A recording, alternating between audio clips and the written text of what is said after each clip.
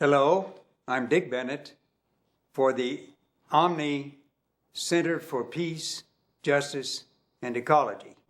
Welcome to Omni's Book Sampler, books from Omni's library. Please come and visit our library anytime. Find a good book to read about peace, justice, and ecology. I want to tell you about 3 books today. The present series is about peace and justice. The first book is by former Senator J. William Fulbright, for whom the College of Arts and Sciences at the university is named. One of his several books about United States empire and militarism is The Pentagon Propaganda Machine. J. William Fulbright.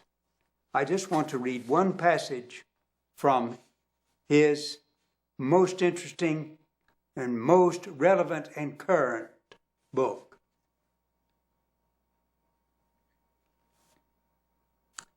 My staff drew up sets of detailed questions about Defense Department public relations activities and sent them to the Pentagon and the 3 armed services.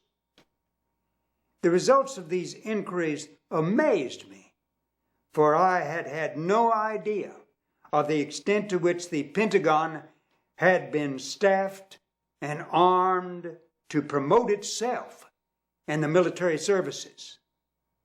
In use is every device and technique of the commercial public relations man, and even some that he cannot afford, such as its cruises of aircraft carriers and firepower demonstrations, all designed to shape public opinion and build an impression that militarism is good for you.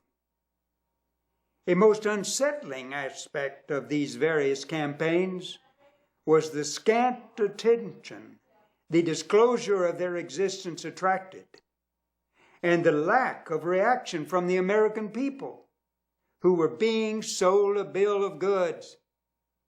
This complacent acceptance of things military is one of the most ominous developments in modern America. And this book was written in 1971. The second book is written also by a person who believes that before we might have peace and justice in the world, we must first take a look at the truth, including the worst, as Senator Fulbright was just describing for our world. The second book is The Unconquerable World, Power, Nonviolence, and the Will of the People by Jonathan Schell. This book is about nonviolence and the possibility that the people might choose it rather than the militarism and empire that Senator Fulbright so well describes. This is a profound book, The Unconquerable World, a profound book of realism and yet of hope. And here is a short passage.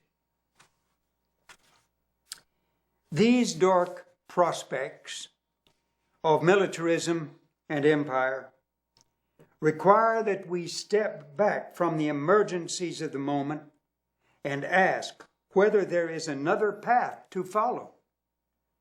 I contend that, notwithstanding the shock of September 11, such a path has opened up and remains open. For in 20th century history, another complementary lesson, less conspicuous than the first of militarism, of violence, but just as important, has been emerging. It is that forms of nonviolent action can serve effectively in the place of violence at every level of political affairs. This is the promise of Mohandas K. Gandhi's resistance to the British Empire in India, of Martin Luther King Jr.'s civil rights movement in the United States, of the nonviolent movements in Eastern Europe and in Russia. It is even one of the unexpected lessons of the nuclear strategies of the Cold War. The century of total violence, the 20th century of total violence, was, however discreetly, also a century of nonviolent action. My third book is about how to be nonviolent, how to organize nonviolent campaigns. Its title is Handbook for Nonviolent Campaigns. It's published by War Resisters International.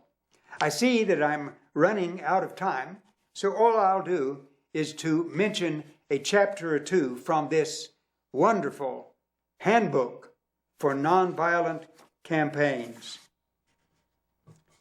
Gender and nonviolence. 4 tasks and tools for organizing and facilitating training. 5 nonviolent campaigns.